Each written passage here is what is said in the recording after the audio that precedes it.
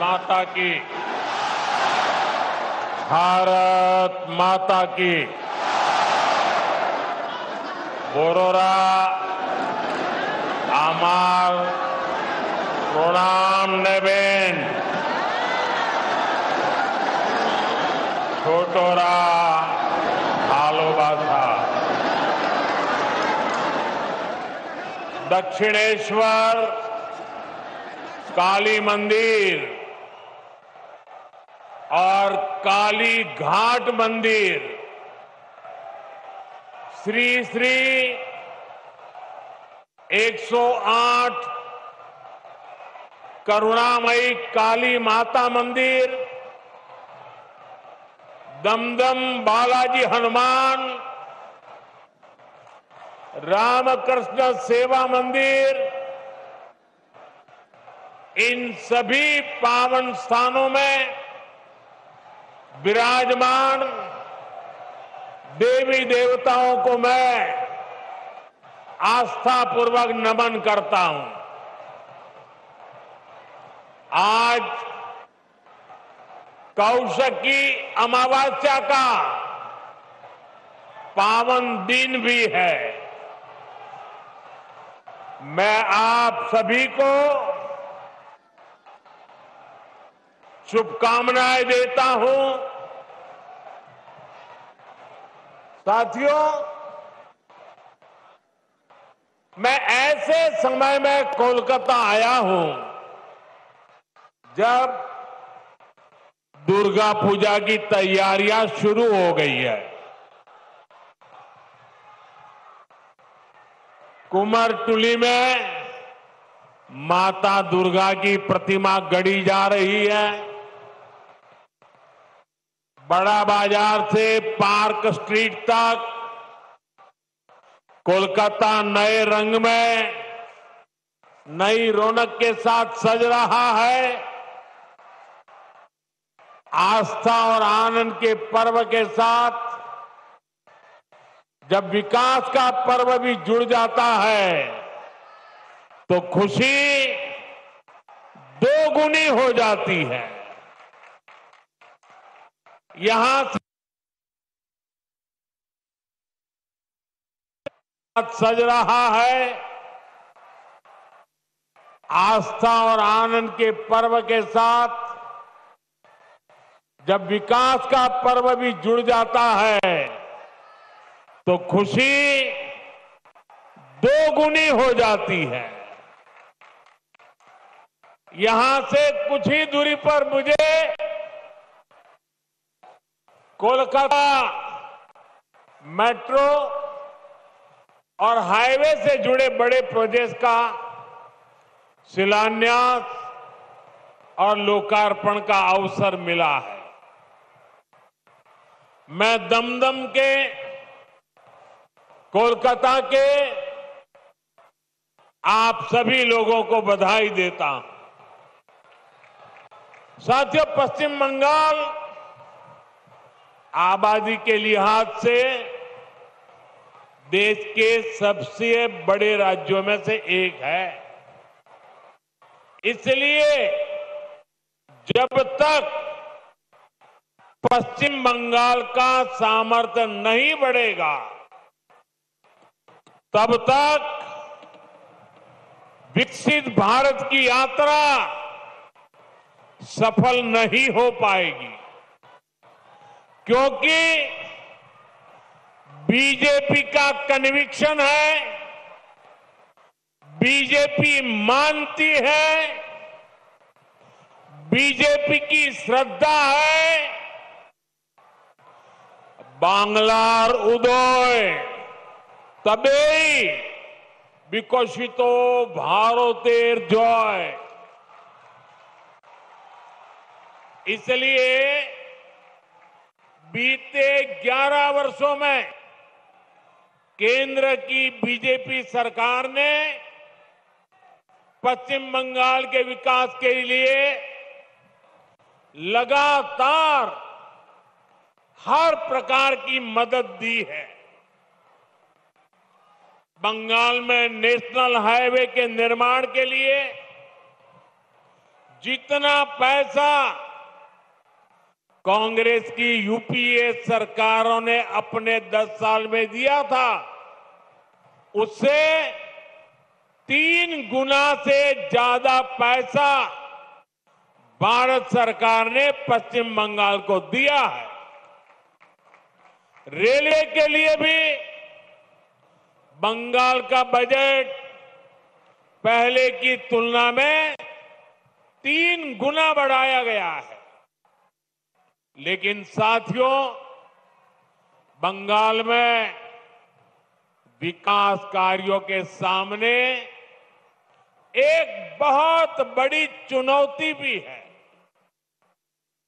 चुनौती ये कि बंगाल के लिए जो पैसा हम राज्य सरकार को सीधे भेजते हैं, उसका ज्यादातर हिस्सा यहां लूट लिया जाता है।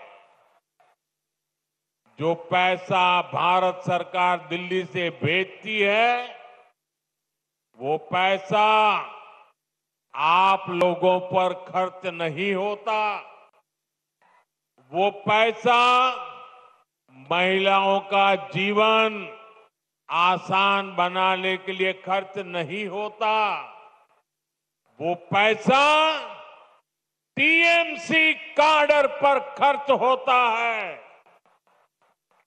इसलिए गरीब कल्याण की अन्य योजनाओं में बंगाल देश के दूसरे राज्यों से पिछड़ा हुआ है। साथियों, यही स्थिति कुछ साल पहले हमारे पड़ोस में असम के भी यही हाल थे, त्रिपुरा का भी यही हाल था। लेकिन जब से असम और त्रिपुरा में भाजपा सरकार बनी है, गरीब कल्याण की योजनाओं का लाभ वहां जनता को मिलने लगा है। आज इन राज्यों में हर घर जल, यह काम तेजी से चल रहा है। आयुष्मान योजना के तहत 5 लाख रुपए तक मुफ्त इलाज हर गरीब को मिल रहा है। गरीबों के पक्के घर बन रहे हैं। बंगाल में भी जनता तक सारी योजनाओं का लाभ पहुंचाने के लिए जरूरी है कि यहां पश्चिम बंगाल में भाजपा सरकार होनी चाहिए।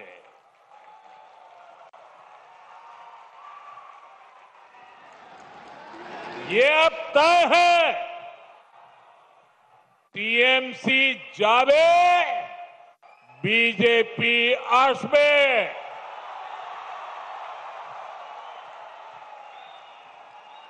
भाइयों बहनों, ये धरती सतीश चंद्र दास गुप्त, सुरेंद्र नाथ बंदोपाध्याय, गोष्ठपाल और हरिनाथ डे ऐसी अनेक विभूतियों की धरती है। इस धरती ने देश को, समाज को समय समय पर नई चेतना दी है। ये धरती पुनर्जागरण का केंद्र रही है। यही वो अमर वाणी गूंजी है जो कहती है, जागो, उठो, नभो जीवोनेर गाने, नभो आलोक, झालाओ प्राणे प्राणे। साथियों, आज पश्चिम बंगाल को सच में नई रोशनी की जरूरत है। सच्चे परिवर्तन की जरूरत है। पश्चिम बंगाल ने आजादी के बाद पहले कांग्रेस और फिर लेफ्ट का लंबा दौर देखा है। इसके बाद 15 साल पहले पश्चिम बंगाल के आप लोगों ने परिवर्तन का फैसला लिया था। आप लोगों ने मां, माटी, मानुष के नारे पर भरोसा किया था, लेकिन हालात पहले से भी ज्यादा खराब हो गए। भर्ती घोटालों से नौजवानों का भविष्य खराब हो गया। बहनों बेटियों पर अत्याचार बढ़ गए। क्राइम और करप्शन ये टीएमसी सरकार की पहचान बन गए। ये पक्का है कि जब तक बंगाल में टीएमसी की सरकार रहेगी, तब तक बंगाल का विकास अवरुद्ध रहेगा, रुका रहेगा। इसलिए आज बंगाल का जन जन कह रहा है, टीएमसी जाएगी तभी असली बदलाव आएगा।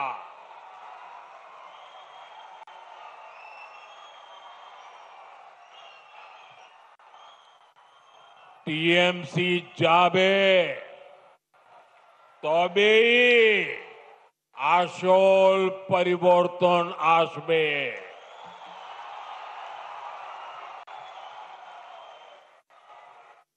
साथियों, 21वीं सदी के 25 साल तो बीत चुके हैं। आने वाले साल देश की तरह ही बंगाल के लिए भी बहुत अहम है। हमें ये समय ऐसे ही नहीं निकलने देना है। इसलिए बंगाल को चाहिए सच्चा परिवर्तन, आशोल परिवर्तन। परिवर्तन जो नारे में नहीं, काम में दिखे। परिवर्तन जो उद्योग लगाए, घर के बेटे बेटी को बंगाल में ही नौकरी दे।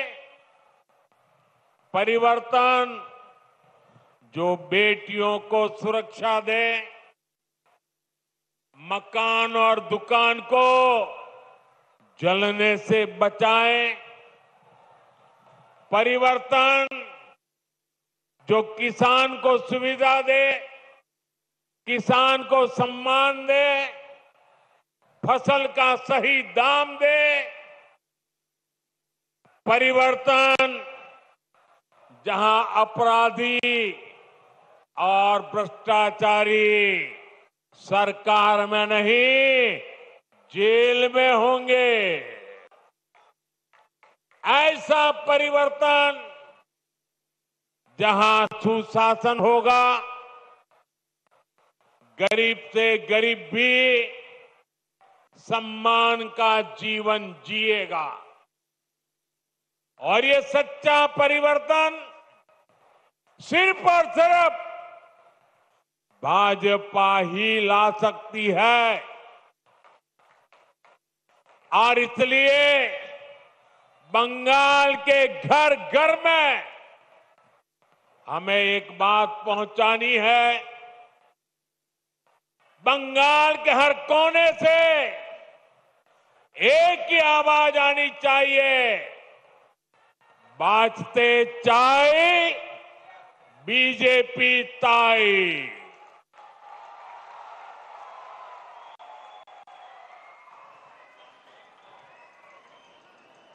यही बंगाल की असली पुकार है। यही बंगाल का भविष्य है।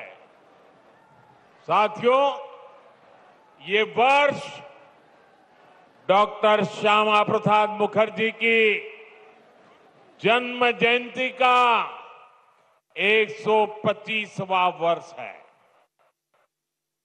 भाजपा का तो जन्म ही डॉक्टर मुखर्जी के आशीर्वाद से हुआ है। वे भारत के औद्योगिक विकास के जनक रहे हैं। दुर्भाग्य से कांग्रेस ने कभी उनको इसका श्रेय नहीं दिया। देश के पहले उद्योग मंत्री के रूप में भारत की पहली इंडस्ट्रियल पॉलिसी उन्होंने ही बनाई थी। उनकी नीतियों में बंगाल की इस धरती की कुशलता थी, यहां से मिला अनुभव था। अगर हम उस नीति पर चले होते तो देश की तस्वीर कुछ और होती, लेकिन उन नीतियों को भुला दिया गया। फिर ऐसा भटकाव हुआ कि हम पूरी तरह से विदेशों पर निर्भर हो गए। और मेरे प्यारे बंगाल के भाइयों बहनों, हमें गर्व है कि हम डॉक्टर श्यामा प्रसाद मुखर्जी के सैनिक हैं। हम मां भारती के सेवक हैं। जो सपने डॉक्टर श्यामा प्रसाद मुखर्जी ने देखे थे, उसके लिए एक सैनिक की तरह हम अपना जीवन खपा रहे हैं। बंगाल की प्रबुद्ध जनता जानती है कि दूसरों पर निर्भरता यानी आत्मसम्मान पर चोट, इसी स्थिति से हमें देश को बाहर निकालना है। इसलिए आज देश ने आत्मनिर्भरता का मूल मंत्र लेकर के नई ऊंचाइयों को प्राप्त करने का फैसला लिया है। मेक इन इंडिया आज एक बड़ी सिद्धि बन रहा है, जिसके लिए हमारा कोलकाता, हमारा बंगाल जाना जाता था। वो गौरवशाली अतीत हमें मिलकर के फिर से लौटाना है। इसलिए आज बंगाल में एक ही गूंज है, टीएमसी के छोड़ाओ, बांग्ला के बचाओ। साथियों, भाजपा जो संकल्प लेती है वो सिद्ध करके दिखाती है। इसका ताजा प्रमाण अभी हमने ऑपरेशन सिंदूर के दौरान देखा है।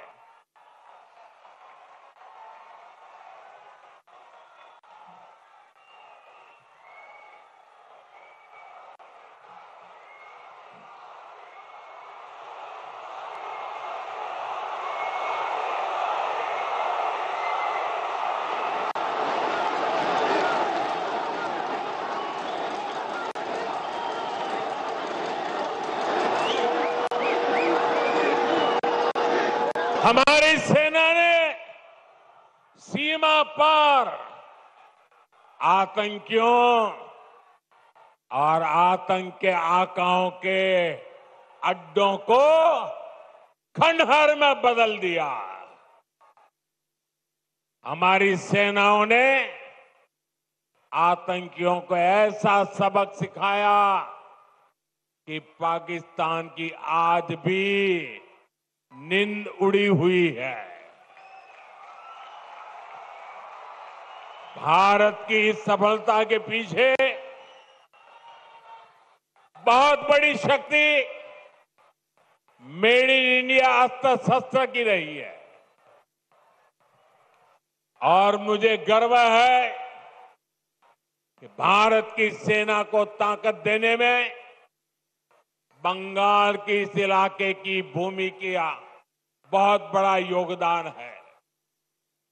इच्छापुर में गुलामी के कालखंड में डिफेंस मैन्युफैक्चरिंग का काम शुरू हुआ था, लेकिन कांग्रेस की सरकारों ने भारत की ऐसी डिफेंस इंडस्ट्री को बर्बाद कर दिया था, हमारी सेना को विदेशों पर निर्भर कर दिया था।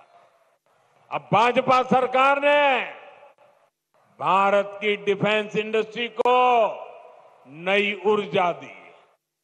इसका लाभ यहां की फैक्ट्री को भी मिला है। आज ये फैक्ट्री आधुनिक राइफल और अन्य हथियार बना रही है। इससे यहां छोटे छोटे उद्यमियों के लिए नए अवसर बने हैं। इन कारखानों के कारण दमदम, बैरकपुर क्षेत्र में हजारों लोगों को रोजगार मिल रहा है। साथियों, इच्छापुर डिफेंस फैक्ट्री सिर्फ एक उदाहरण है। आप यहां 2026 में भाजपा सरकार बनाइए, हम बंगाल को डॉक्टर श्यामा प्रसाद मुखर्जी के सपनों का बंगाल बनाएंगे।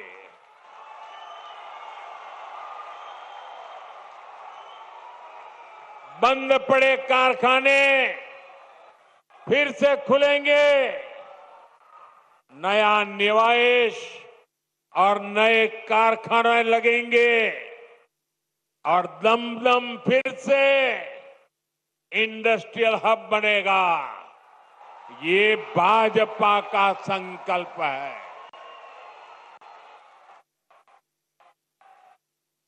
विकसित बांग्ला, मोदीर गारंटी।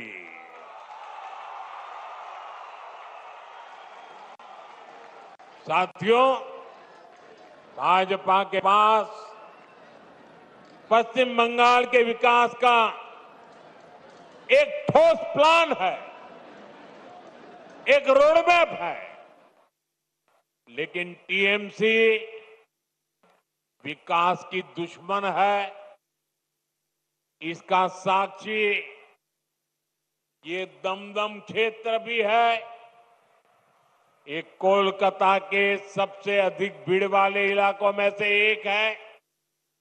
यहां की स्थिति क्या है, ये आप आए दिन महसूस करते हैं। देश के ऐसे शहरी क्षेत्रों के विकास के लिए स्मार्ट सिटी मिशन चल रहा है, लेकिन टीएमसी सरकार ने इस मिशन से जुड़ने से भी इनकार कर दिया। लोगों को असुविधा होती रहे, विकास ठप होता रहे, लेकिन टीएमसी का मिशन जैसे तैसे बीजेपी को रोकना है, केंद्र की योजनाओं को रोकना है। मैं बंगाल के भद्रलोक से पूछता हूं, क्या यह तरीका सही है? क्या ऐसी पॉलिटिक्स से पश्चिम बंगाल का भला होगा? इसलिए मुझे आप सभी का आशीर्वाद चाहिए। आप यहां भी भाजपा को एक बार अवसर देकर देखिए। साथियों, बंगाल में भाजपा आएगी तो रेल और मेट्रो का तेजी से विस्तार होगा। मैं तो चाहूंगा कि यहीं पर इलेक्ट्रिक व्हीकल से जुड़ा व्यापक इंफ्रास्ट्रक्चर बने। यहां बहुत बड़ी मात्रा में इन्वेस्टमेंट आए, नौजवानों को रोजगार मिले। ये तभी होगा जब यहां कानून का राज आएगा, जब यहां भ्रष्टाचार पर लगाम लगेगी और जब बंगाल में डबल इंजन की भाजपा सरकार होगी। साथियों, पश्चिम बंगाल के पास इतिहास और संस्कृति की भी अनमोल धरोहर है। ये बांग्ला विरासत विकसित बंगाल बनाने के अभियान को प्रेरणा देगी। बीजेपी सरकार पूरे गर्व के साथ बांग्ला भाषा और बांग्ला संस्कृति को सशक्त करने में जुटी है। ये हमारा सौभाग्य है कि हमें बांग्ला भाषा को क्लासिकल लैंग्वेज यानी शास्त्रीय भाषा का दर्जा देने का सौभाग्य मिला।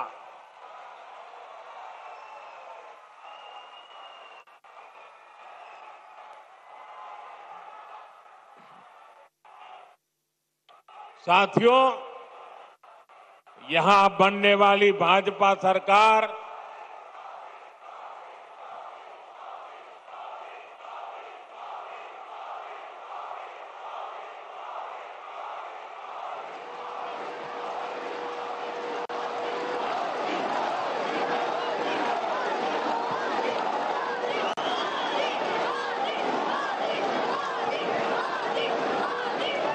साथियों, जब भाजपा सरकार बनेगी, हेरिटेज टूरिज्म पर भी बल देने का हमारा प्लान है।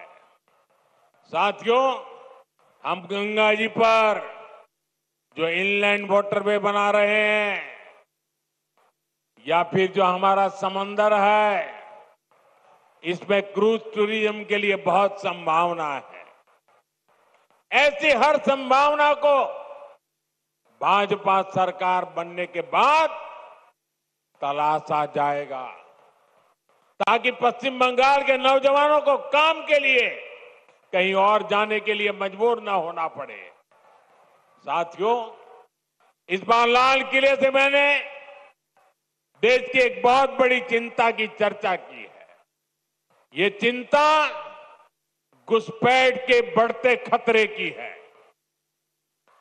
कोलकाता के पश्चिम बंगाल के लोग समय से आगे की सोचते हैं। इसलिए आपके बीच मैं लगातार इस बहुत बड़ी राष्ट्रीय चुनौती की चर्चा करता रहा। आजकल आप देखते हैं, जिन देशों को विकसित कहा जाता है, जिनके पास संसाधनों की कोई कमी नहीं है, वहां घुसपैठियों के खिलाफ मुहिम चल रही है। ये देश अब घुसपैठियों को ज्यादा नहीं सह सकता। घुसपैठियों को निकालना चाहिए कि नहीं निकालना चाहिए? घुसपैठिए जाने चाहिए कि नहीं जाने चाहिए? उनको भगाना होगा कि नहीं भगाना होगा? कौन भगा सकता है? कौन भगा सकता है? घुसपैठियों से बंगाल को कौन मुक्त करा सकता है? घुसपैठियों से बंगाल को कौन मुक्त करा सकता है? साथियों, मोदी नहीं, भाजपा नहीं, आपका एक वोट करा सकता है। आपका एक वोट, एक बार वोट दे दीजिए, ये घुसपैठिए भाग जाने लग जाएंगे जी।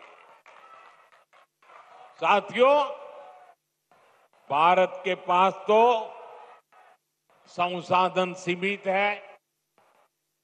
हमें अपने नौजवानों को रोजगार देना है, अपने नागरिकों को सुविधाएं देनी है।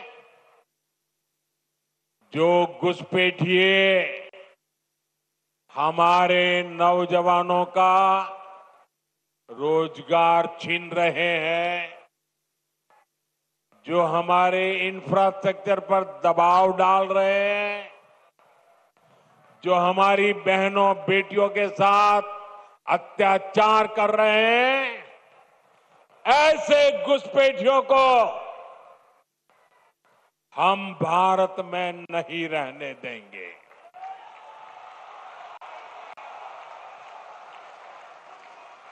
इसलिए भारत सरकार ने घुसपैठियों के खिलाफ इतना बड़ा अभियान चलाया हुआ है।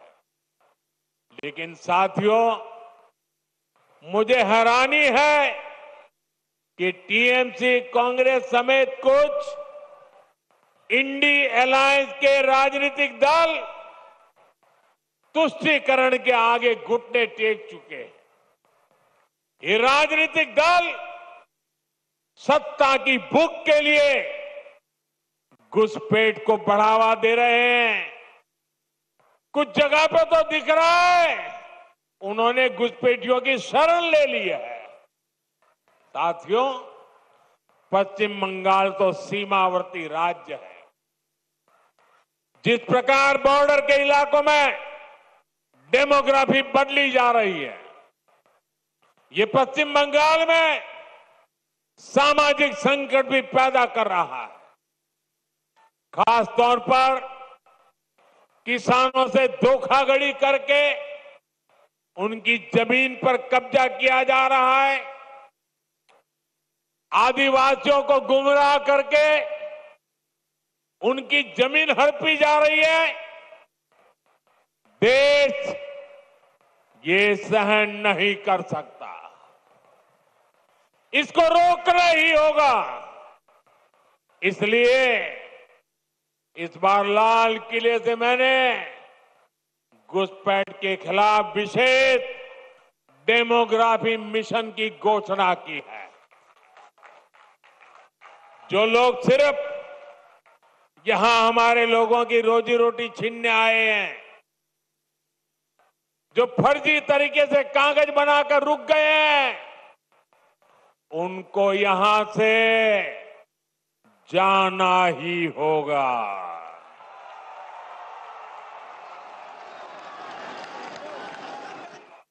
और ये काम ईमानदारी से पूरा हो सके, इसके लिए टीएमसी सरकार को भी यहां से जाना ही होगा।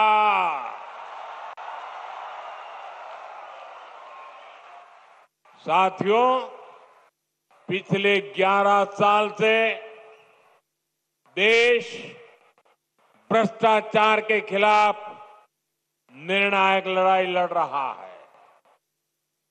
अब इसी दिशा में देश ने एक और बड़ा कदम उठाया है।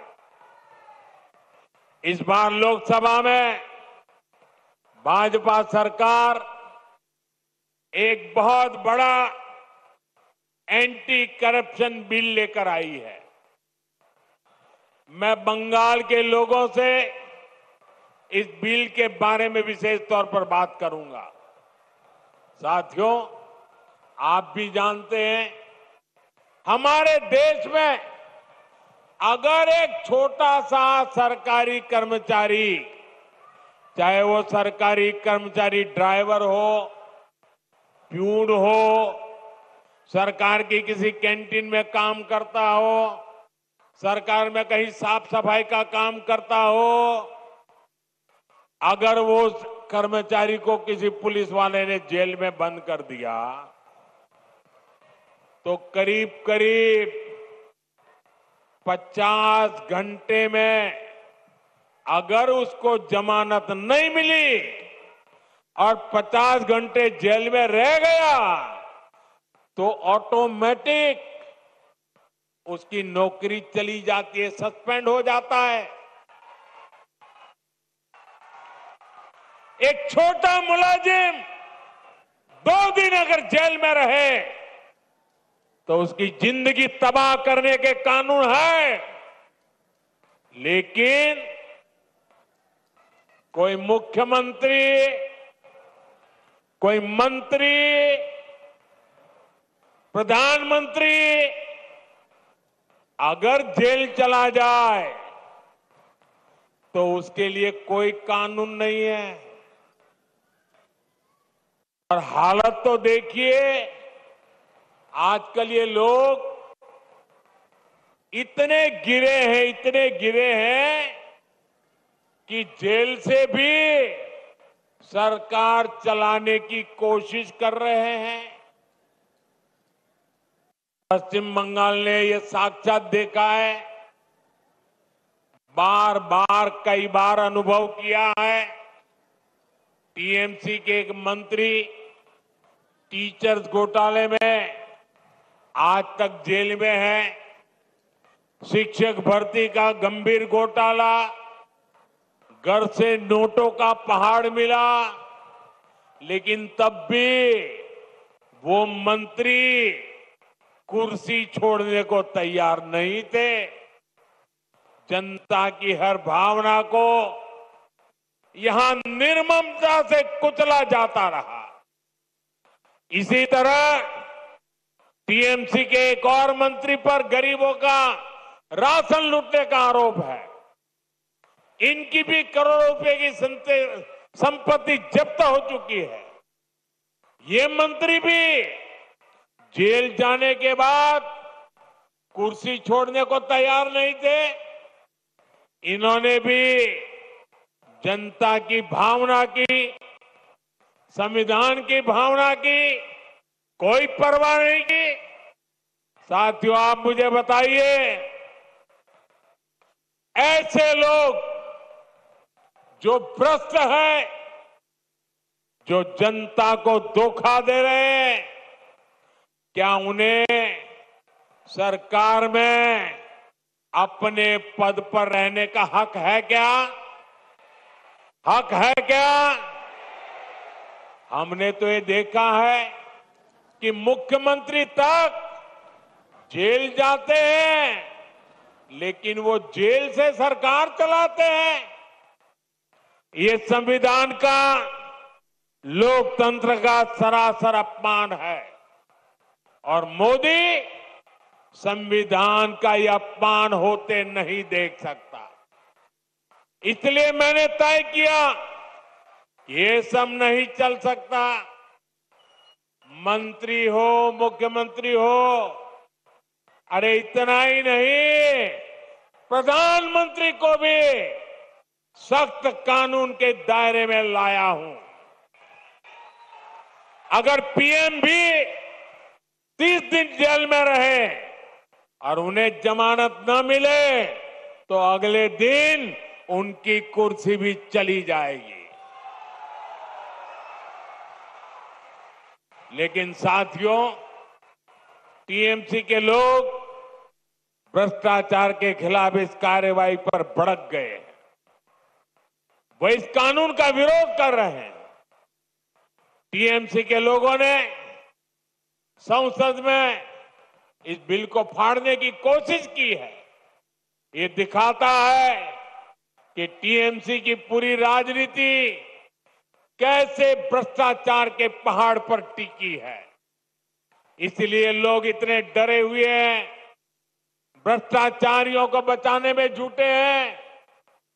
साथियों, हर चुनौतियों को परास्त करते हुए पश्चिम बंगाल फिर से भारत के विकास का पावर हाउस बन के रहेगा। इस संकल्प को लेकर हमें आगे बढ़ना है।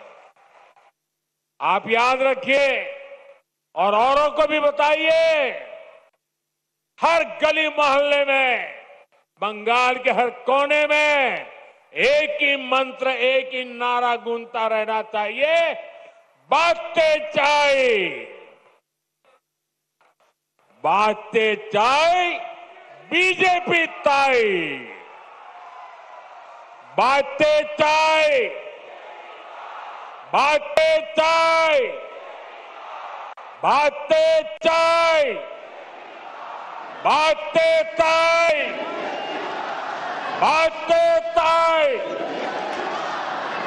एक बार फिर आप सभी को इतनी विशाल संख्या में और इतनी ऊर्जा के साथ इस सभा को सफल बनाने के लिए मैं आपका आभार मानता हूं।